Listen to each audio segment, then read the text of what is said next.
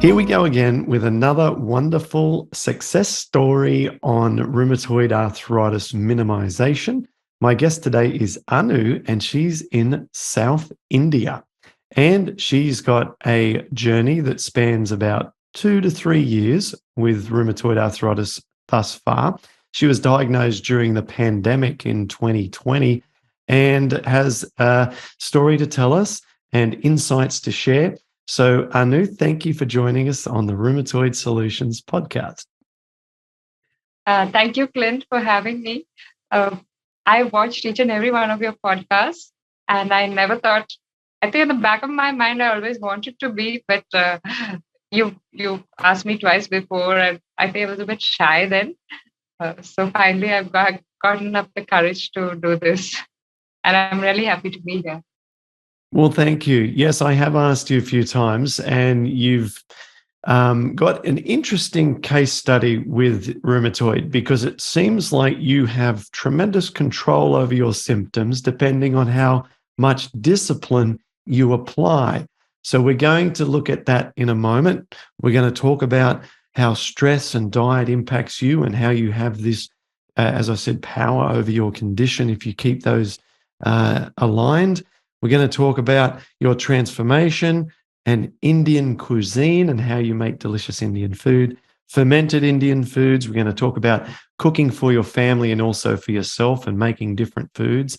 And interestingly, we'll also touch upon how rheumatoid has, in a way, made your life better. And we're going to talk about that. But first of all, give us the before and after.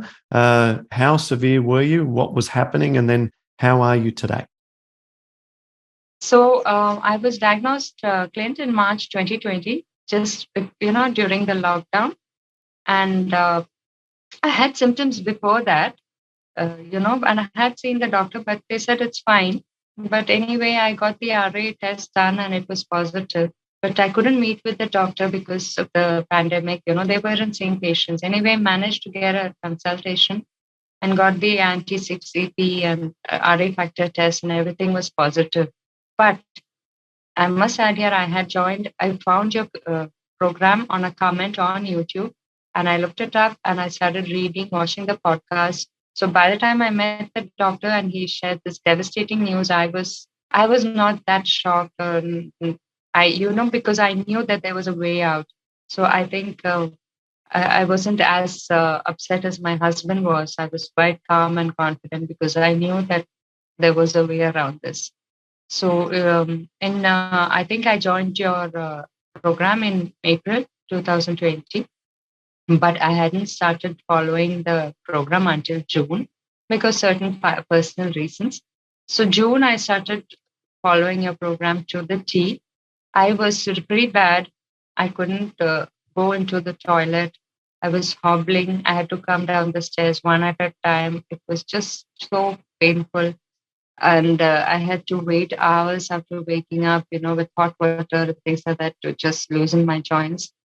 But I was active, and once I started the diet, slowly, gradually, I started seeing changes. I had also started on methotrexate and hydroxychloroquine.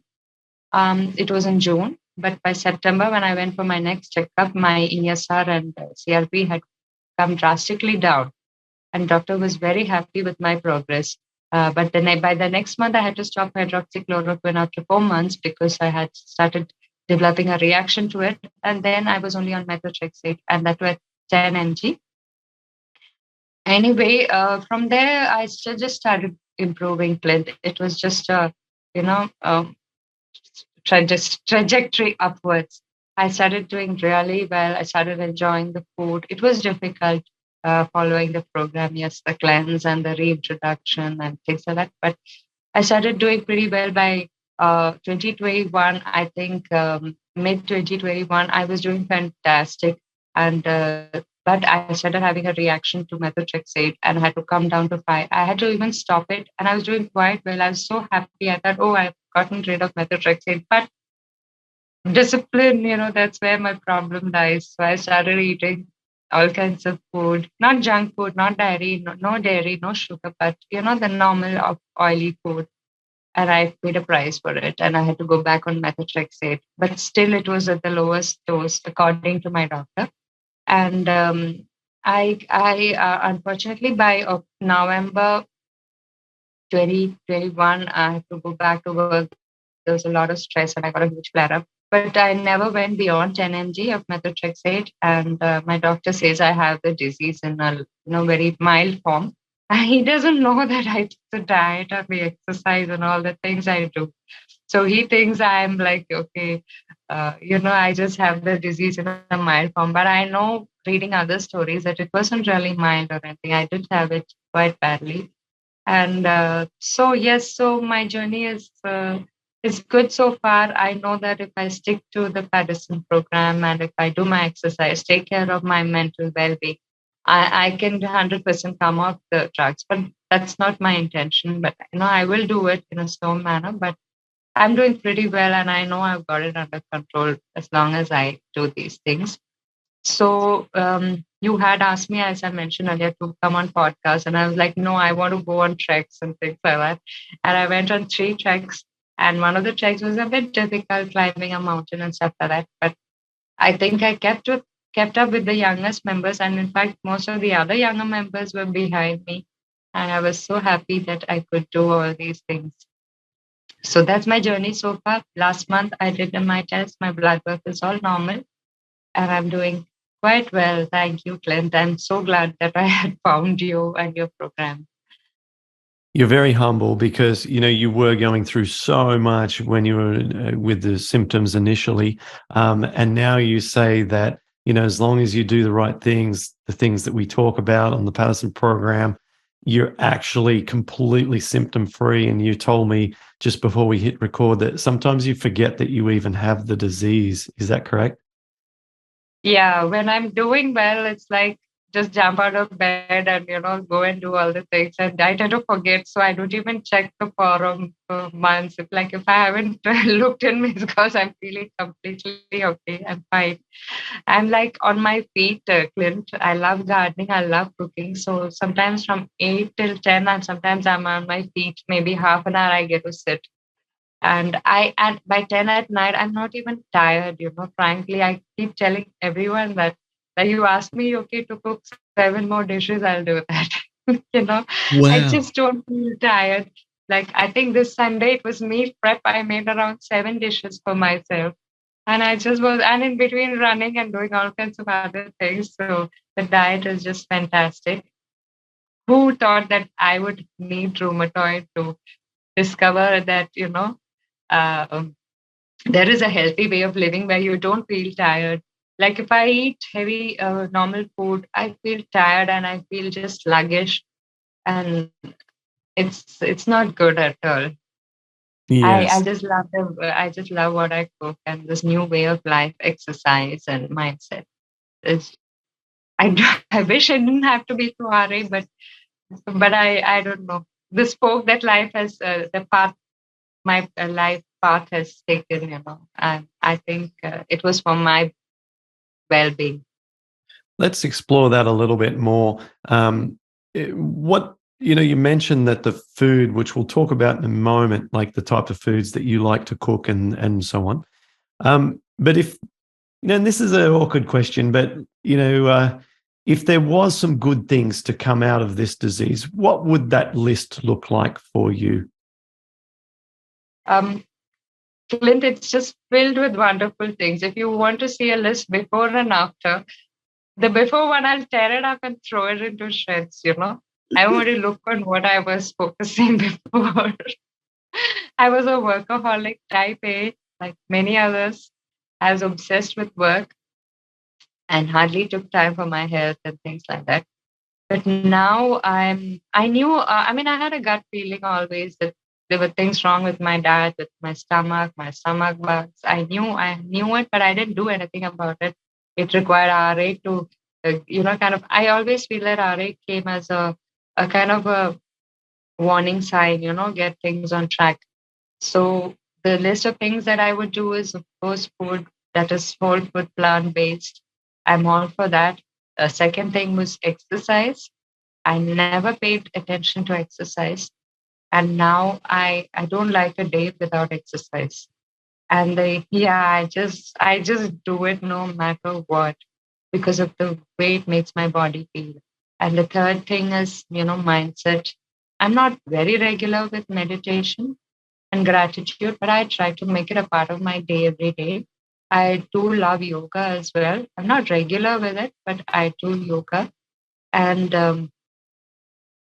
doing things I love that make me, makes me happy, and taking care of myself. I think these things really bring me a lot of joy. And also, I think maybe uh, doing things that make you, cross the limits you've set for yourself, like push you beyond your boundaries. So for me, going on treks and traveling solo, I mean, not solo with a group, but, of course, on my own without the comfort of car and things like that. But especially with RA, it's not easy because food is also not easy. So pushing my boundaries is also something that I like to do, like physical comfort, beyond that, where I can push my limits. So I find that also every month doing something like that, I find that challenging and gives me fresh purpose. I love it.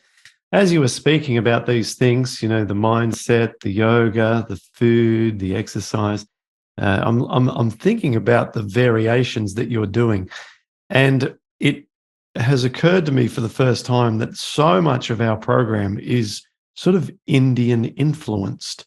The food is very Indian influenced. There's rice, there's lentils, there's spices and herbs, all this, right? And then the format of exercise, that one of them that works really well for folks is yoga, of course, and it originated or roots within India. And so we've got that. And then the mindfulness, and so the whole, the spirituality, which is very, very, very associated with Indian lifestyle.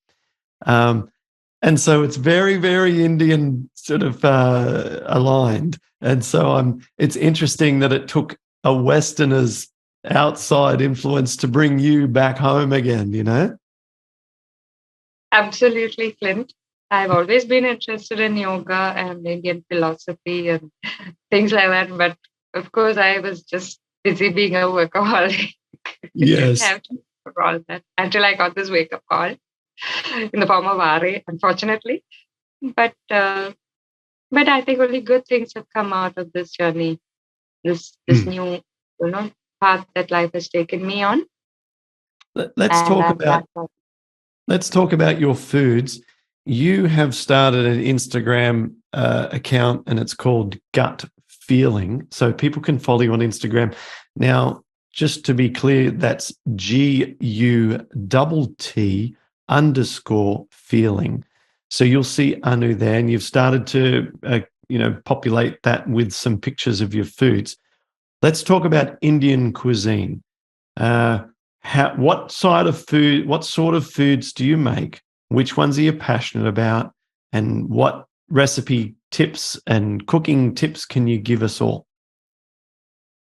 Well, okay, Clint. So when I started the program, it was all about buckwheat, amaranth, and these are all things I've never even heard about.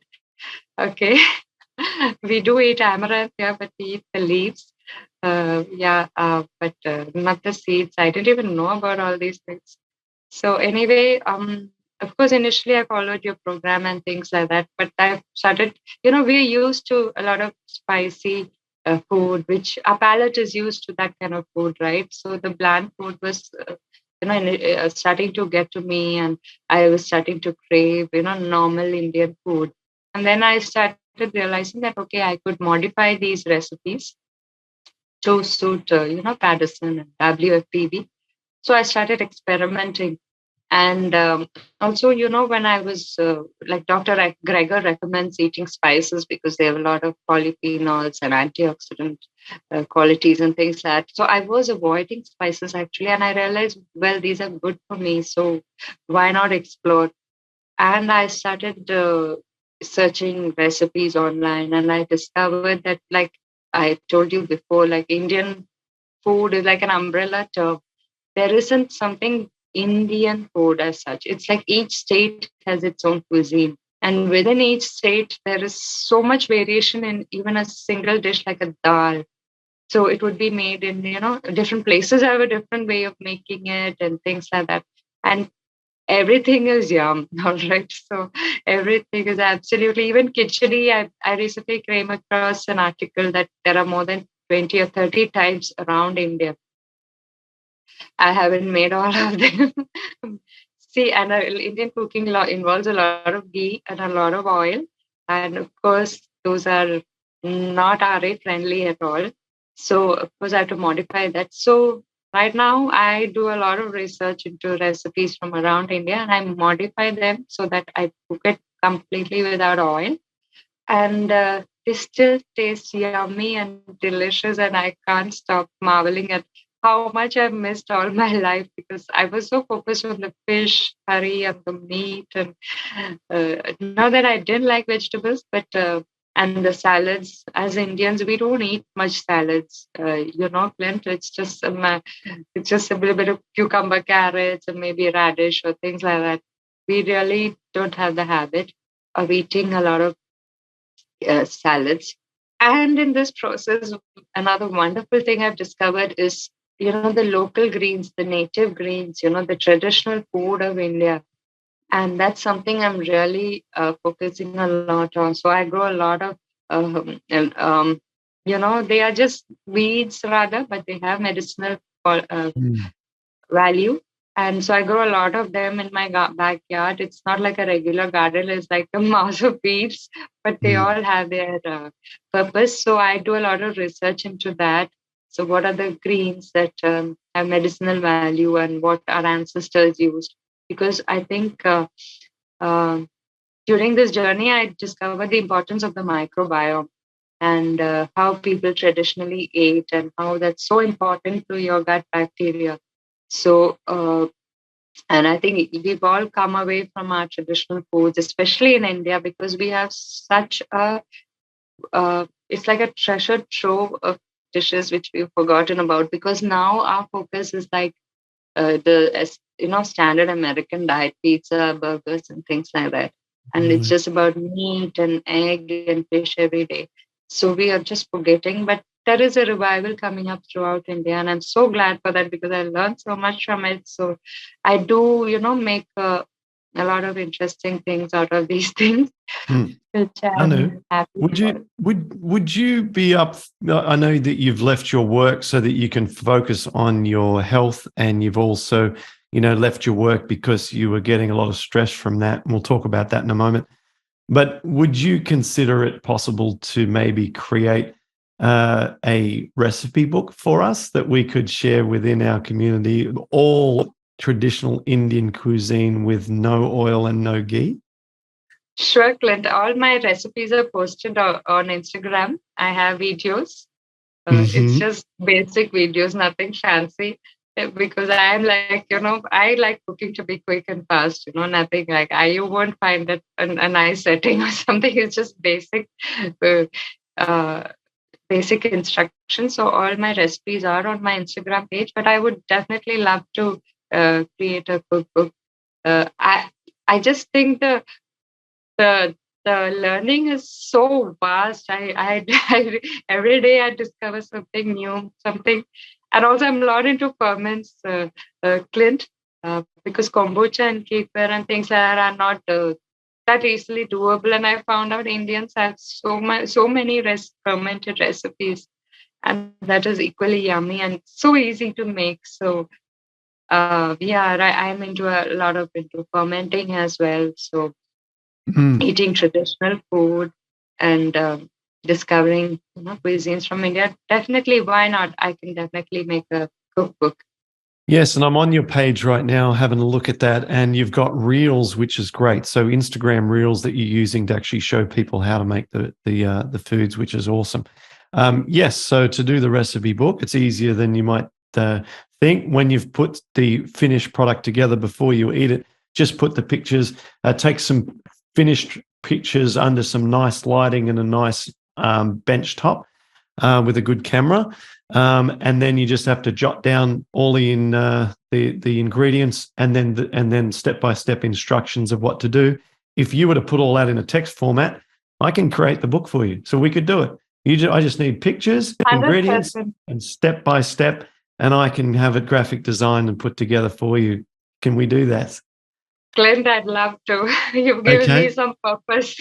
Okay, let's do it. This is your new job. You've quit your other job. What sort of work were you involved with? Was it sort of project management, or was it office work? I mean, what were you doing in the past? I was in a school. I was the head of the school. Head of the school? You were the principal? Yes. Wow. Okay, so a lot of responsibility, a lot of stress, huh? I love my job, but I think Ari kind of made me realize that there's more to life than just being a workaholic. Sure. And in what ways did you notice stress impacting symptoms, and how quick was it? And were you able to, for example, see that if you had a bad day, that you had more symptoms the next day, or was it more a bad week would lead to symptoms? Did you ever get a feeling for it? Well, Clint, actually, now it's around 3 years since I was diagnosed, and most of the time was work from home because of the pandemic. And I found that I was doing quite well on the diet, and I was on low dose methotrexate. According to my doctor, when I asked him about tapering it off, he's like, "You're on the lowest dose, and why do you want to even think of these things?" So I was actually on the lowest dose, and I know when I'm on the diet and I'm doing, tick off all those things, exercise, mindset, I do quite well. But once I had to return to work, I didn't particularly have bad days, but it is stressful because you are in charge of the safety of so many kids. And that's always a stress that plays on your mind. So it's not obvious, it's like kind of insidious. And it just, it can just it started to worsen my symptoms, gradually because I was taking on so much stress, the stress of waking up early and cooking and carrying all my food and things like that. It was also physically tiring uh, because suddenly this big change. Mm. And then I would end up uh, eating normal Indian vegetarian food for comfort, which again worsened my symptoms really badly. So, and then I realized that, okay, this can't go on because I need to take care of myself and make my health a priority. So I quit my job last year. Mm. And Yeah. I've been at home since then. Yeah. Okay. So it's definitely the stress. It started building up. It wasn't a weekly thing or a daily thing, but it was ongoing, and that had a very bad effect on my symptoms. Okay. All right. Well, let me recap here. So you've noticed a very distinct relationship between stress and inflammation, a very distinct relationship between eating non-Paddison program, even vegetarian foods. You have to stick with the oil-free, the dairy-free, and 100% whole foods. And if you do that with lots of the Indian spices that you use and the way you prepare your foods and you're exercising, you can remain symptom-free on only 7.5 milligram a week of methotrexate, which is phenomenal because at one point your doctor said you're going to look at biologic drugs, and now you're on a tiny dose of methotrexate and symptom-free. So it's phenomenal. And you've identified lots of benefits from having the disease in terms of the discovery of a passion for traditional Indian foods and also a discovery of the importance of exercise, mindset, gratitude, and so on. And you're now free of work and you're focused on your health. And we've just decided that we're going to create an Indian Paddison Program cooking book. And I'm totally excited about that. So is there anything that you'd like to share that we haven't covered yet that you think would be really important to want to get across to listeners? First of all, Clint, I'm so glad I found your program in April 2020 because that gave me the courage and the confidence. I don't know if I could have gone through this alone. It would have, I don't know, taken a big toll on me, and probably I'd be on biologics by now. I'm 100% sure of that. Not that I have anything against biologics. I'm sure medication is always helpful. In fact, um, I am glad that I have this medication, and I'm looking at tapering off this year, hopefully. I don't know how my rheumatologist is going to support me with that, because he's like, you're on the lowest dose, just let it be. So anyway, I think having goals is good for yourself, and I think having the forum, even though I'm not so regular, I love to read other stories. And also, one of the things I want to mention, Clint, is during my darkest times in the night when I couldn't sleep because of the pain, I would listen to your podcast, and they that just kept giving me hope that I can do it. That I need to stick to the food, and I can't even tell you. And I'm so thankful to all the people who come on to your podcast, because each of them has helped me in my journey. And that's why, even though you asked me before, I was really shy about it. And I thought, no, this is my way of giving back. So I might be able to help someone. I must pass forward that help that I received from all of your guests. And their stories have been so motivating.